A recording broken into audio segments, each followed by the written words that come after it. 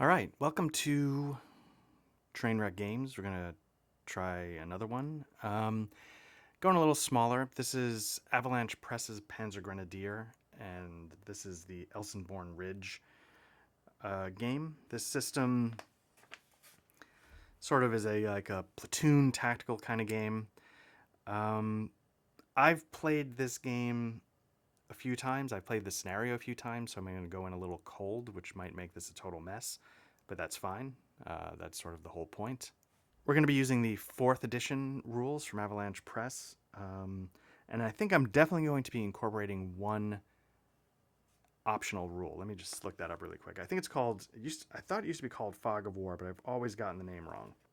Okay, yeah, it's called Fog of War. And the rule states that after both players have conducted 3 activation segments, then each player rolls 3 dice at the end of those subsequent activation segments. If the result is 16 or more, the turn ends immediately for both players, and neither may take any further, blah, blah, blah. So all that does is it kind of speeds things up after you get a few activations under your belt. And I like that rule because I've played this, like I said, I've played this game a few times, and I think one of the complaints that some people might have is that it can, maybe this isn't fair, but it can bog down. You know, it starts to sort of take a long time to move every single piece. Now, this is an extremely small scenario, so that would not be a problem here. But I also like the idea that you don't always know what's going to happen. So the game is very simple, relatively speaking. You know, the 4th edition rules, you know, they might clock in at about, I don't know, 40 pages maybe ish. But I find that to be,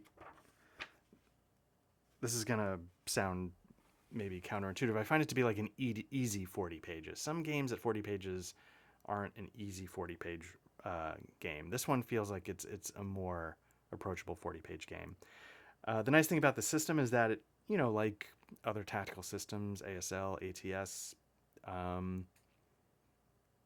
Combat Commander, I guess, you know, it lets you play engagements from just about anywhere during the war. And, you know, Panzer Grenadier also now covers like Korea, Arab-Israeli War. So, you know, it goes a little further. It goes back to World War One. So they're sort of broadening out, you know, what the series can cover. But my exposure to it's always been World War Two. And in fact, my main exposure to it has always been the Elsenborn Ridge module. These are not the maps that come with the Elsenborn Ridge module. These are the winterized maps. As you can see by using Axis and Allies chips, I like to pimp my games out. So, you know, nothing spared when I get a game. But the winterized maps, I think it's, you know, it's an extra $20, maybe $25. I forget how much it costs. You know, it's, you know, that's not nothing, but it's a little bit extra. It, you know, makes the maps look maybe a little more as they should thematically, given the battles covered in Elsenborn Ridge. Would have been nice if it was, well, you know what? No, I was going to say it would have been nice if they just defaulted that, but I guess in the spirit of having geomorphic boards, you know, having the originals let you pair them up with just about anything else without it being too out of sync. You know, if you're using some of the Eastern Front modules, which have more brown, yellow things, I guess it might be nice to have brown, yellow boards here if you wanted to mix and match on your own scenarios or something. Anyway, so Panzer Grenadier, like I said, it's a platoon sort of tactical game. The thing I really like about it, it's a thing that I really like about Advanced Tobruk system over playing Squad Leader, Advanced Squad Leader, games like that. I like the alternating sort of impulses, the alternating activations.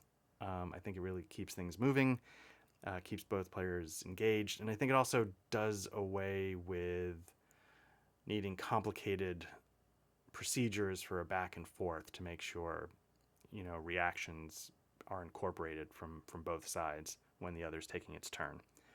Let me take a look. So the basics of this, like I said, this is going to be the north edge. You know, this is supposed to represent St. Vith. That's what the Americans are trying to hold off from the German invasion. The mission is, I think, scenario number 9. Let me just look that up. Yeah, scenario number 9, going through the scenario book. St. Vith First Probe. I figured I would just start by setting it up because, you know, setting up, it's a small scenario, but you can get a sort of feel of how some of those mechanics come into play. Looks like the Germans are going to be coming in anywhere on the eastern edge. And the Americans set up first in any town or hill hexes, including those with the types of woods, anywhere on the, oh, I see what they're saying, anywhere on the west of the north-south road. So this is a north-south road. So basically you can sort of set up over here. Now I turned it the way I did just because it makes it a little easier to film. So it says the town of St. Vith controlled a vital crossroads, but the German 5th Panzer Army did not at first assign major forces to capture the town. Only on the offensive's third day did a Volksgrenadier division bring up its mobile battalion and advance half-heartedly on St. Vith. The disorganized defenders, the senior American officer had abdicated command to a junior general, had flung a cavalry squadron out to provide a thin screen northeast of the town. Game turn is 16 turns. First turn is 0800. Let's see, special rules for this scenario. The German level for initiative is lowered by 1 for every 3 steps eliminated. Tanks count double. The American initiative is lowered by 1 for every 3 steps eliminated. Tanks count double. And this is going to be interesting because the American tanks, you can see right here, are kind of garbage compared to the German tanks. You can see right there. So the chances of American tanks getting knocked out, I think, is a lot higher than the Germans. You can see over here that on turn 5, 1, 2, 3, 4, 5, you have the potential for American reinforcements to come in. Some, I think, what are they, M4 tanks? So the way that works is starting on turn 5 at 0900. Whoops. Put it right there. So starting on turn 5 at 0900, the American player rolls 1 die, the first result of a 6, and they are allowed to enter anywhere on the west edge that turn. Stop rolling after, of course, stop rolling after they enter. You can see on the side here we have sort of homemade artillery cards. The Americans have 124 strength off-board artillery. They've got 318. You can use these every single turn. The Germans get 216. I printed these off. I think these files are available somewhere on BGG, and then I just printed them off and I use them to track this stuff. You can also flip them over to mark it as fired, but we'll just use some counters. The die up here is just to remind that that's the north edge. It doesn't mean anything else, really. You can see, like I mentioned in the special rules, the Americans and the Germans both have an initiative of 3. Starts on 0800. You can see it goes around to, let's see, is that 1200? 16 turns.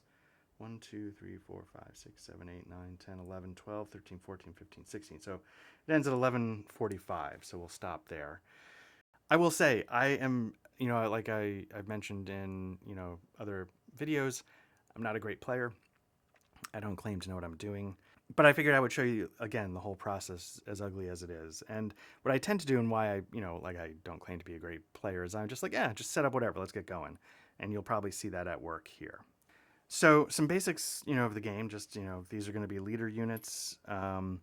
These are specified in the scenario setup rules. And what you're supposed to do is you'll have multiple captains, you'll have multiple lieutenants, you'll have, sergeants, things like that. You're supposed to grab one rank at random, and then what you're supposed to do is the numbers differ. You can see a 9 on one, 7 on the other. I'm looking for that 9 side. You're supposed to flip it like a coin. I got the garbage side, so that captain's no good. Let's see what this lieutenant can bring to the table. Oops, also not the greatest. Okay, so the American leadership might not be the best in this particular scenario, but that's fine. You got these units here. Units are very simple. You got firepower and range. So this one attacks at like a 6, 3, flip it over, misprint, hopefully one of the others. Is a 3, 3. Okay, so you can see it's been cut off. Perfect. That's amazing. So, so that's what you do. When they take a hit, you reduce to the other side. I will say this game, compared to other games, is definitely not bloody. You'll find a lot of like disrupted, things like that. You'll find a lot of pieces maybe getting pushed back, broken. But actually wiping pieces off the board is not as frequent as in, say, a game like Advanced Tobruk System, where or even, at this point in the video series, the other game I played was Battle for Stalingrad. Pieces are coming off the board all over the place. That's not always the case here. Vehicles, maybe, units, less likely. Other little details, the game scale is about 200 meters per hex.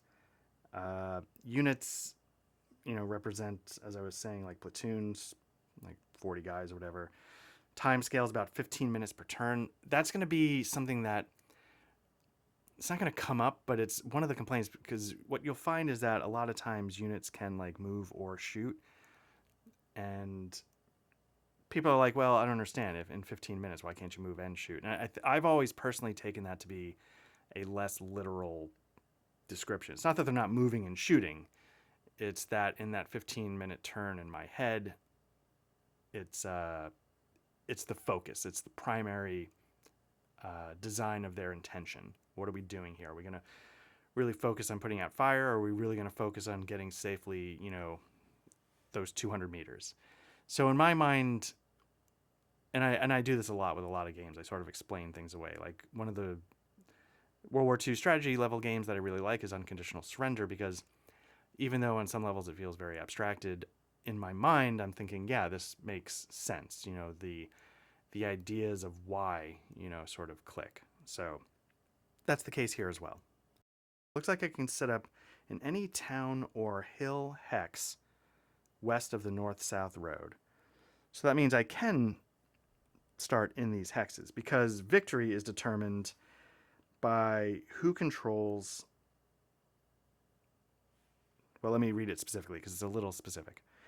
It says, victory conditions: the German player wins if at the end of play all hexes of the east-west road and all town hexes adjacent to it are free of undemoralized American units.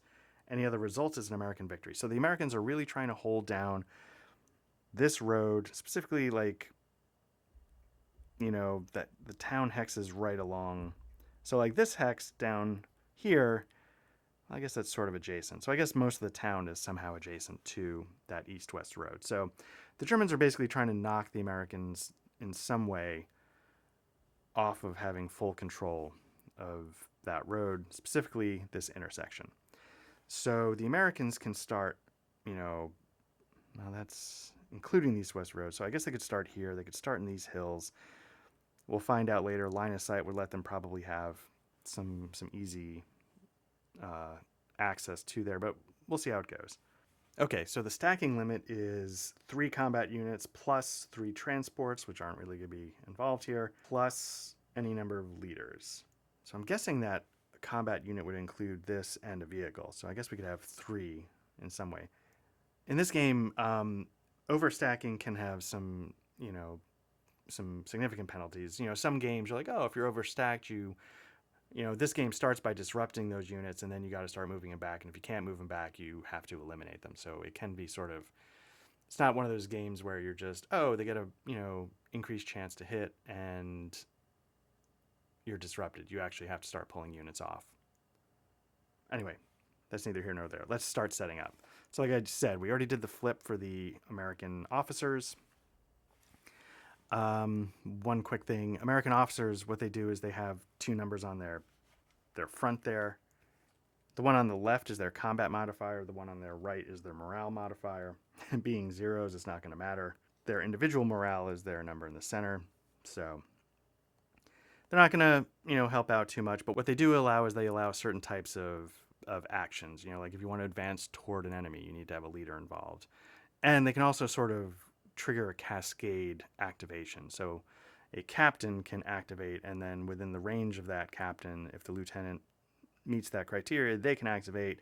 That lieutenant could then activate, say, like a sergeant, and you can sort of go down the line and create sort of a combined effort, if you will. That's one of the other things I like about this game, is the idea that you can sort of, a lot of games have this, a lot of tactical games have this, but I always appreciated how, they sort of incorporated a loose command structure into how you actually do it. Okay, so let's start setting up. Like I said, I'm not good at this. This one's got some decent hitting power, so I'm going to need to try and keep that alive, but I'm not sure where to put it. What I'm going to do is I'm going to put that, you know what, screw it. I'm going to count on the road as eligible. I don't know if it's supposed to be, but that's what I'm going to do. I'm going to put this guy in the center of town to begin with. I'm going to, what else am I going to do? I want to protect him. Put a couple units there. Put a couple Put a unit there. Put a lieutenant here. Captain there. What's this? Oh yeah, these are the M3s. So basically, I've got I got 3 infantry, 3 M8s, 3 M3s, and 1 M16. I don't claim to be the most knowledgeable person in the world. I also have to tell you that I'm pretty far away from the board when I'm filming, and my eyesight may not be the best, so I might get some of the demarcations wrong. I'm going to stick this guy here. Stick one with them. No reason. Basically what I'm going to do is I'm going to fill up the western edge of town, even though that might not make any sense whatsoever. What can I do? What can I do? I got 3 of these guys. Well, they're going to get... So part of the reason why I'm bad at setting up is because I'm also bad at, like, what am I going to be doing? Like, I'm not thinking 3 moves ahead, so to speak. I'm just sort of piling them up. The idea is that, obviously the Germans are going to be coming from here. I've got to last. I don't have to kill them. I just have to last. So I feel these guys are going to get defensive bonuses from being in a town, but they're not going to have line of sight blocked as they come. Like, this guy is going to have some protection because line of sight is going to block. These guys won't from up here, but, hopefully being in the town will help. I feel like these guys could be they're not very defensive. I didn't really talk about what the numbers meant on a vehicle. On a vehicle, you have like that 0, that's the armor value. Then if it's black text, like that 6.5, that means it's a direct fire. If it's white text, a mortar. I don't think there's any mortars in this, but a mortar would have an indirect fire white text. Again, same thing, fire range. What else is on there? The movement is in the upper right corner. I guess that's true of all units. Oh, no, 3. Yeah, no, it's there. Okay, so those are the basic numbers. You can see here the German units have that. I think when it's red, I think that's the anti-tank fire. So, like, that's against infantry units, that's against other vehicles. So these guys are pretty tough. Again, fire range, 6.8? Yeah. So putting these guys there, I feel like they'll get some bonus from being in the town. I can even look that up. So from bombardment, it's a -2 column shifts. Let me see what it is for direct fire.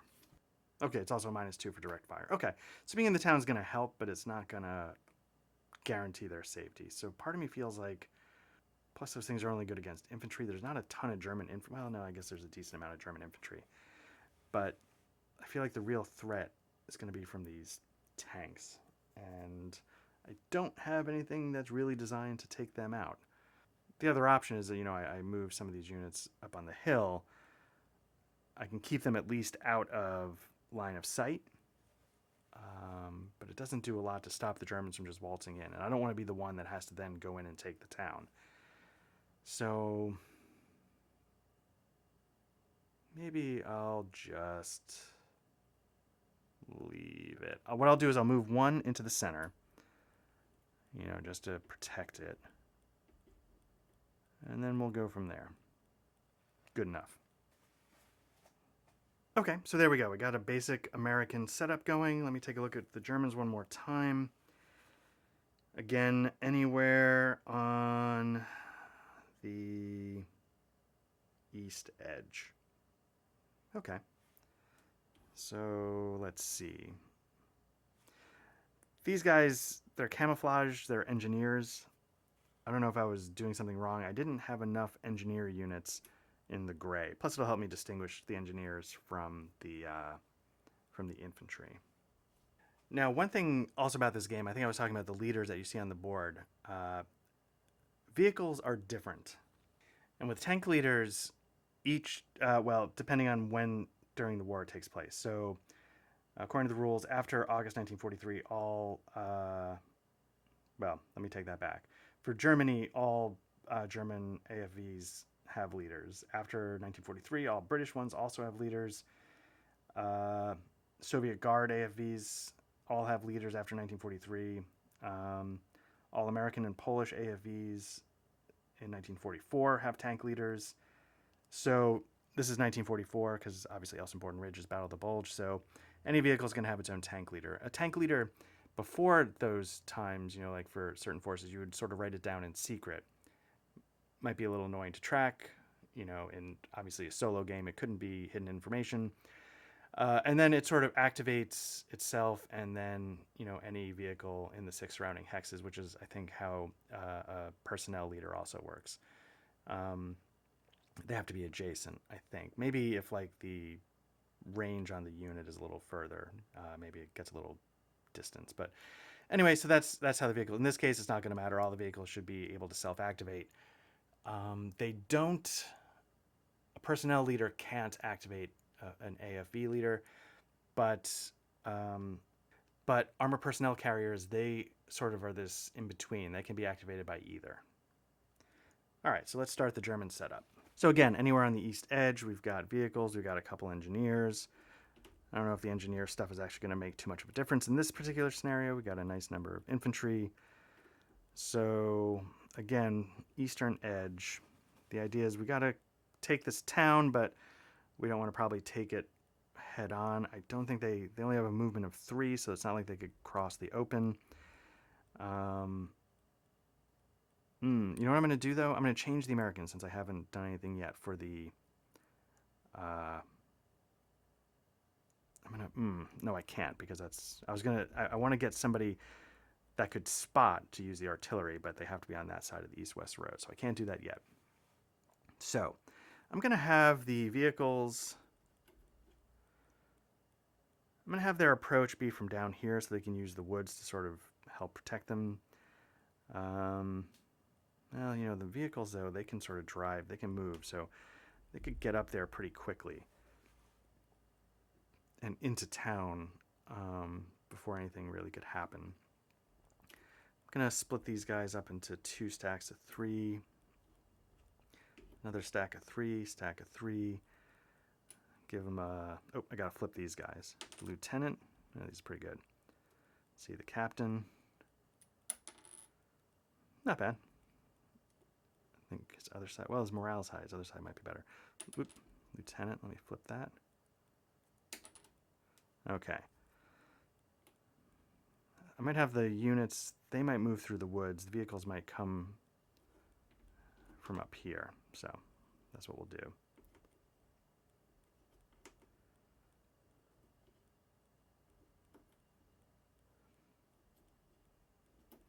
This way, hopefully, line of sight is blocked by multiple town hexes, by woods and tree hexes.